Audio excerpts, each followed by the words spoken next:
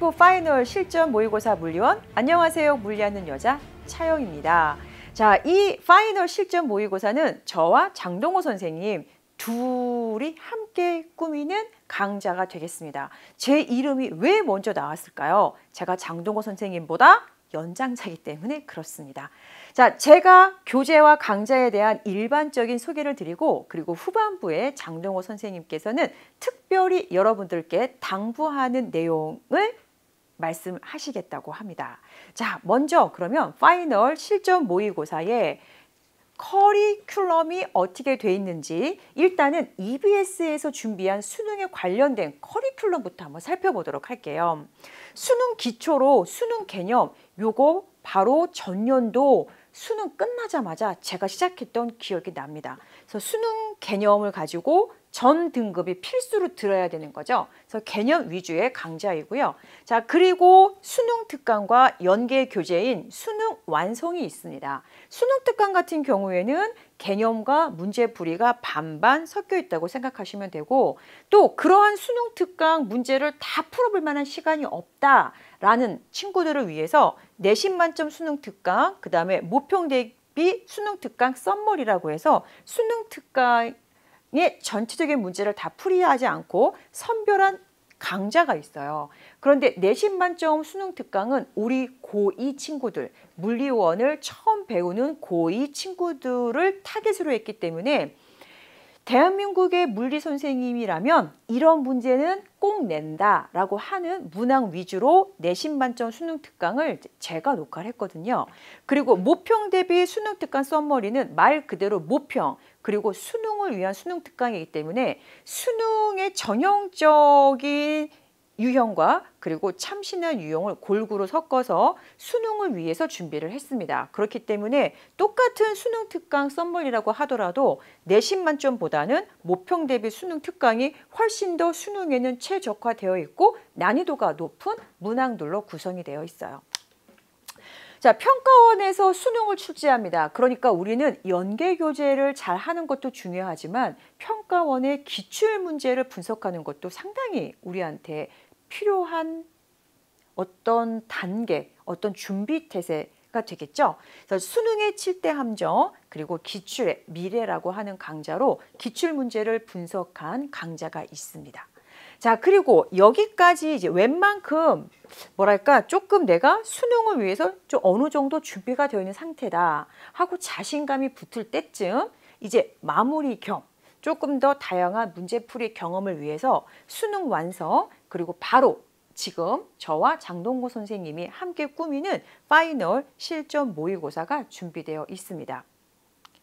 자, 파이널 실전 모의고사 물리 1을 수강하는 대상자는 한정되어 있어요. 일단은 올 문제풀이거든요. 그렇기 때문에 개념이 어느 정도 완성이 아니고요. 개념이 본인이 생각할 때 충분히 완성되었다라는 친구들만 이 파이널 실전 모의고사를 들어야만 유용합니다. 아직도 개념이 뭔가 불완전하다 하는 친구들은 차라리 개념 강좌를 다시 듣든지, 수능 개념 말씀드리는 거예요. 아니면 수능 특강을 다시 듣든지, 그것이 파이널을 듣는 것보다 훨씬 더 강좌 수는 많아도 여러분들에게 더 필요하고 더 소중한 강좌가 될 것입니다. 이 파이널은요, 개념이 완성되어 있는 학생이에요. 그리고 수능을 준비하는 학생들도 되고, 또 물리 1을 학교에서 치르는 내신 시험을 보는 학생들 중에서 좀 더 상위권을 지향하고자 하는 학생들에게 필요한 강좌입니다. 그만큼 파이널의 문항은 수능 유형하고는 같은 듯 조금 다르고, 그리고 수능 문항보다 조금 더 난이도가 있습니다. 정량적 계산도 많이 요구하는 문제들이 있고요. 그렇기 때문에 내신에서도 상위권을 요구하는 학생들이 이 강좌를 들으셨으면 해요. 파이널 실전 모의고사 물리 1, 자, 이용하는 시기 및 방법인데요. 일단 수능 특강과 수능 완성, 연계 교재가 마무리가 되어야만 돼요.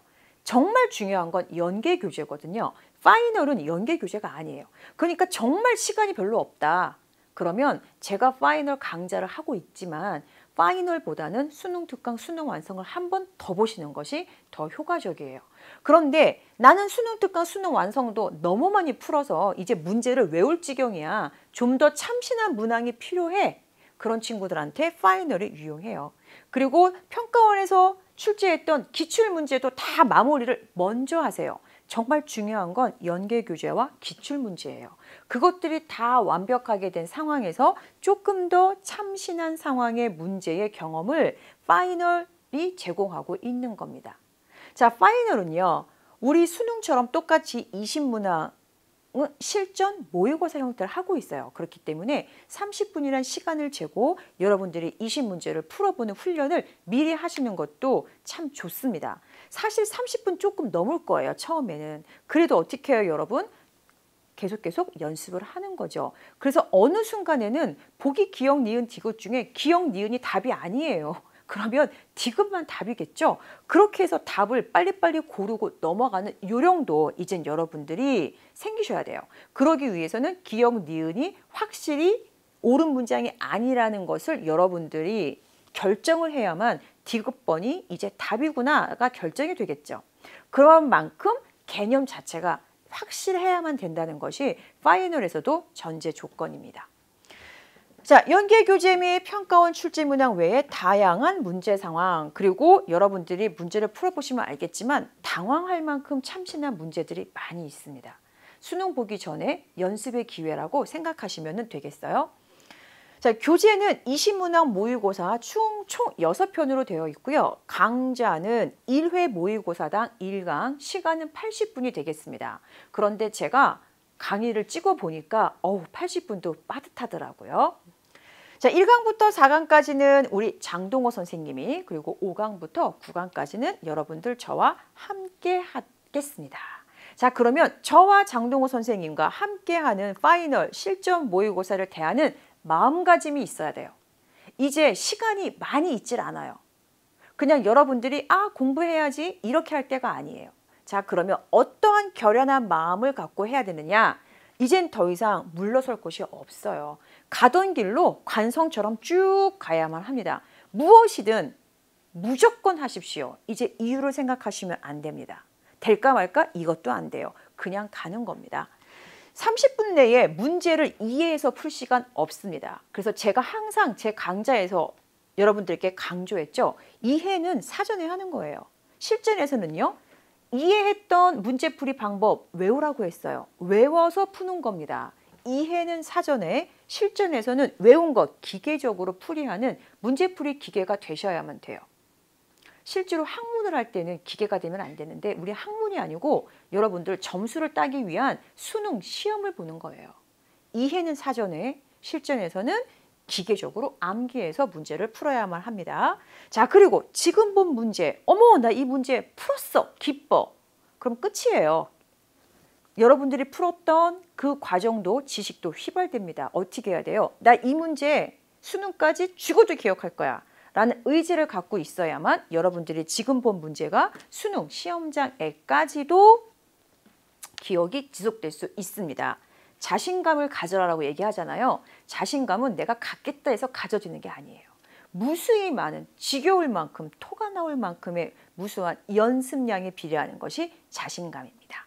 자, 저는 파이널 실전 모의고사 교재와 강좌에 대한 일반적인 말씀을 드렸고요. 자, 이제 장동호 선생님께서는 고득점을 막기 위한 학습 비법, 그리고 6월 모평 여러분들 보셨죠? 6월 모평 이후에 여름방학과 9월 모평, 그리고 수능까지 여러분들이 어떻게 공부해야 되는지 학습 방법에 대해서 말씀해 주실 거예요.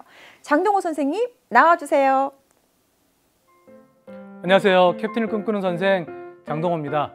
물리하는 여자 차영 선생님과 함께 이 강의를 진행하게 됐습니다. 큰 영광이고 큰 기쁨입니다. 그런데요, 제가 나이가 적다는 이유로 두 번째 OT 때 인사를 드리는데, 저희가 OT 시간을 한 10분 정도를 계획했거든요. 그런데 차영 선생님이 9분 20초를 하셨습니다. 아주 저는 짧게 인사 정도 드리고 여러분들한테 본 강의에서 만나도록 할 텐데, 저는 우리가 앞으로 이제 6월 모평이 지금 끝난 시기잖아요. 지금부터 여름방학 때까지, 그리고 여름방학 때부터 9월 모평까지, 그리고 9월 모평부터 수능 때까지 앞으로 남은 시기를 이렇게 크게 세 개의 구간으로 나누어서 각각의 좀 전략에 맞게 학습을 준비하는 것이 가장 효율적이지 않을까, 그런 생각을 해보게 됩니다. 왜 모평을 가지고 우리가 기준을 삼았냐면, 많은 수험생들이, 특히 재학생들이요, 모평 때문에 마음에 많이 상처가 됩니다. 그리고 모평 끝날 때마다 선택 과목을 바꿔야 되나, 내려놔야 되나, 이런 고민들을 하게 돼요. 여러분, 절대 그렇지 않습니다.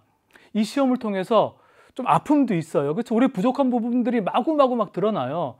하지만 그런 것들이 드러날 때마다요, 그런 약점들을 보완할 수 있는 시간들이 우리한테 있다는 것에 감사한 마음으로 준비하면 더 좋지 않을까라는 생각입니다. 그럼 차에 이렇게 상처가 났습니다. 차에. 그러면 마음이 아프죠. 하지만 그렇다고 그 차를 폐차하는 사람은 아무도 없어요. 상처가 나면 그러면 그 상처를 어떻게 보이지 않게 잘 이렇게 다듬을 수 있을까?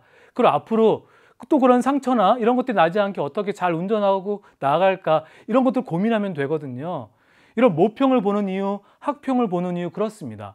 우리의 단점과 약점이 보완될 수 있는 그런 시간들을 갖기 위함이다 라고 생각하고 이 시기를 잘 보냈으면 좋겠어요. 특히 여름방학은 우리 수험생들에게 아주 중요한 시간입니다. 여러분, 선배들이요, 수능 보기 직전에 어떤 말을 제일 많이 했냐면, 그 여름방학이 한 번 더 있으면 좋겠다. 그러면 정말 잘할 자신 있는데 라는 이야기를 정말 많이 했습니다.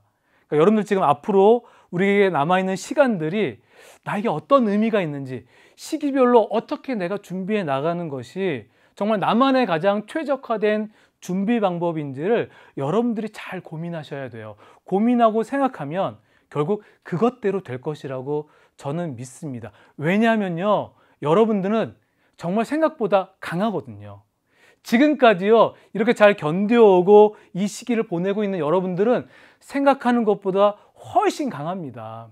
먼저 여러분들 모습 잘 격려해 주세요. 지금까지 잘 왔다, 잘 하고 있다, 그리고 앞으로 더 잘할 것이다 라고 하는 격려, 그리고 희망의 메시지를 마음속에 잘 가지고 있으면 저는 2019 수능에서 충분히 여러분들 성공하고 여러분들이 목표로 하는 점수 받을 수 있을 것이라고 생각합니다. 캡틴을 꿈꾸는 선생 저하고요, 물리하는 여자 차영 선생님께서 도와줄 거예요. 우리 함께 그 높은 고지를 향해서 나아가자고요. 알겠죠? 자, 그러면 본격적인 1강에서 저하고 먼저 만나도록 하겠습니다.